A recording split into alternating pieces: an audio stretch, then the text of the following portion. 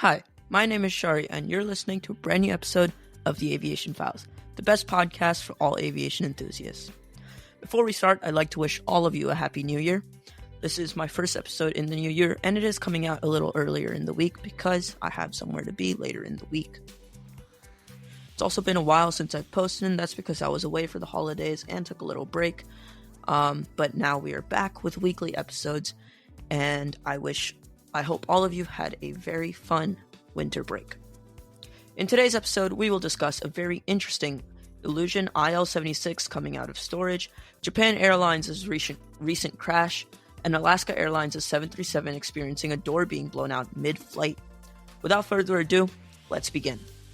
In a recent development, a uniquely modified Illusion IL-76 MF aircraft linked to the Russian Wagner paramilitary group has taken off from Tuzla Air Base in Uzbekistan. This cargo aircraft, which has been inactive for a staggering 17 years, underwent a significant modification, resulting in an elongated airframe by 21 feet, or 6.6 meters. Departing Tuzla Air Base on December 27th, the 28-year-old aircraft utilized a new registration, TL-ART, associated with the Central African Republic due to the TL prefix. Notably, the IL-76 MF had not been in operation since 2006, returning to Tuzla Air Base after its modification. The aircraft's final destination remains unknown, adding an air of mystery to its reactivation. Military researcher Babak Tugvai has identified TL-ART as an IL-76 currently employed by the Wagner Group. Despite the unusual circumstance of two aircraft sharing the same registration, Tugvai notes that the other Wagner IL-76s have utilized dual registrations in the past. The United States Department of Defense's Africa Command has previously documented IL-76 aircraft associated with the Wagner PMC in various African countries, including the Central African Republic, Mali, and Sudan. Intelligence reports have also hinted at Wagner's plans to expand its operations into Burkina Faso. Another IL-76, tracked by Tugvai as TL-KPA, has been observed using its registration interchangeably with another TL-KMZ, while working for the Wagner PMC. Before its recent changes, the IL-76 MF with the TL-ART registration was initially registered as RA-76900. With its first flight dating back to 1995, the aircraft had a history of participating in air shows including Le Bourget in 1997 and the Russian MAKS air show in 2001. Interestingly, it spent much of its operational life in testing, initially built for a country that no longer existed and later modified for a different country that initially rejected it. This recent development is not the first time an IL-76 with TL-ART registration has made headlines. In July 2023, approximately a month after a failed coup and invasion of Russia led by Yevgeny Prigozhin, the former leader of the Wagner Group, Prigozhin reportedly flew on another IL-76 bearing the TL-ART registration on a mission to Africa. During this trip, Prigozhin used social media to instruct his forces to prepare for operations on the continent. Strikingly, Prigozhin's journey on the TL-ART occurred just before his controversial death in a plane accident in the Tver Oblast, north of Moscow. The incident involving Prigozhin's plane crash is one of the two notable Wagner-related aircraft incidents in 2023. The other incident took place when a Wagner-affiliated IL-76 aircraft overran the runway at Gao International Airport in Mali.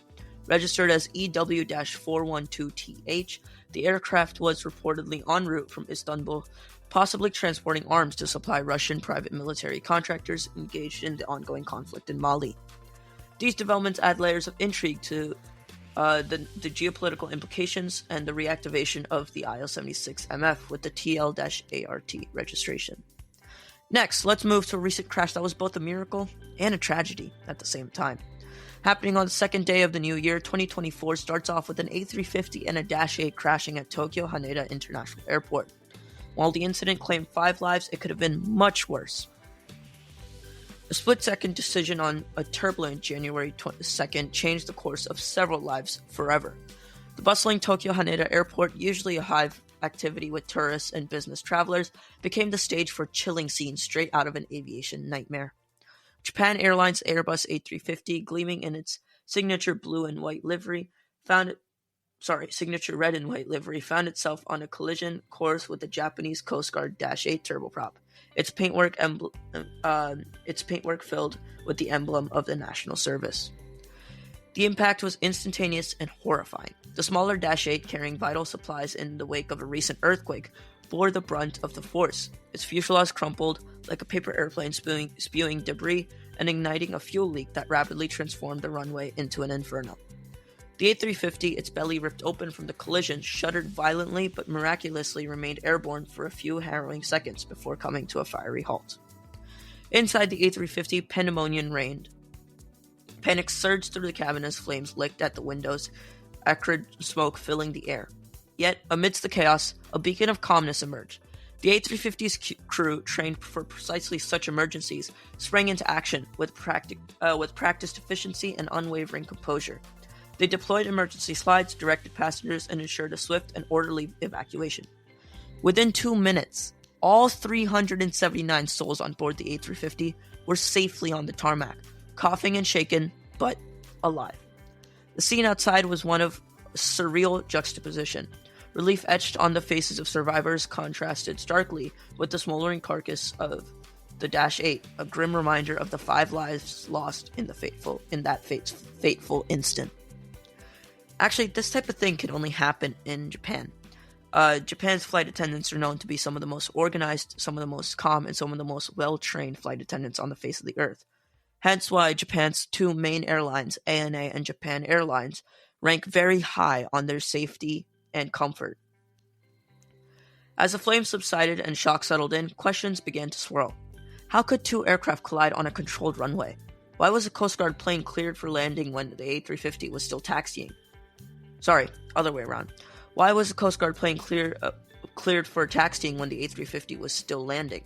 The Japan Transport Safety Board, along with international investigators, descended upon the scene, embarking on a meticulous investigation to piece together the tragic puzzle. Days turned into weeks, and the answer still remains elusive. Was it a lapse in communication? Human error? A malfunctioning system? Each day seems to bring new theories and counter-theories, fueling a sense of unease in the aviation community. Yet, amidst the tragedy, there are glimmers of hope. The remarkable heroism of the A350 crew, their quick thinking and unwavering dedication undoubtedly saved countless lives. Their story, one of courage and professionalism in the face of unimaginable adversity, serves as a testament to the human spirit ability to rise above even the most harrowing challenges. The Tokyo Airport collision will forever be etched in aviation history. It is a stark reminder of the fragility of life and ever-present risks inherent in air travel, but it also is a story of resilience and of human spirit triumphing over tragedy. As the investigation continues, the aviation world awaits with bated breath, determined to learn from this event and ensure that such a collision never happens again. Once we learn more information, I will keep you posted. The scars of this accident will take time to heal. The families of the lost Coast Guard personnel will forever bear the weight of their sacrifice. But as the dust settles and the investigation unfolds, it is vital to remember the heroism of the A350 crew and the invaluable lessons learned from this tragedy. Only by doing so can we ensure that skies remain a safe haven for travelers, and that the memory of those lost serve as a beacon to guide us toward a future where such collisions become distant and an unthinkable memory. Next, let's take a look at another crash that has defined the dawn of 2024's aviation scene.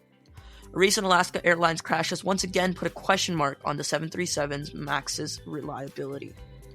In a recent and unsettling incident, Alaska Airlines encountered a critical safety issue with one of its Boeing 737 MAX 9 aircraft, in addition to the fleet that had been delivered just a few months prior in October 2023.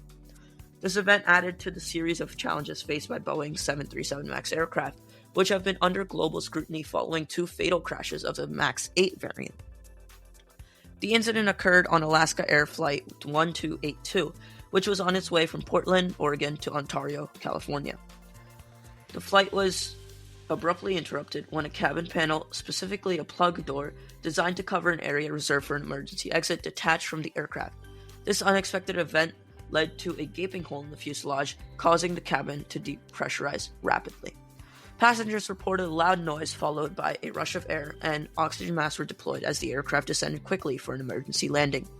The flight, carrying 174 passengers and 6 crew members, landed safely back at Portland International Airport. There were reports of minor injuries among the passengers, but thankfully no serious injuries or fatalities occurred. In fact, someone's iPhone got sucked out of the door when it exploded, and the NTSB found the iPhone intact. So, Apple's titanium phones are working. Reacting swiftly to ensure passenger safety, Alaska Airlines grounded its entire fleet of 65 Boeing 737-9 MAX aircraft.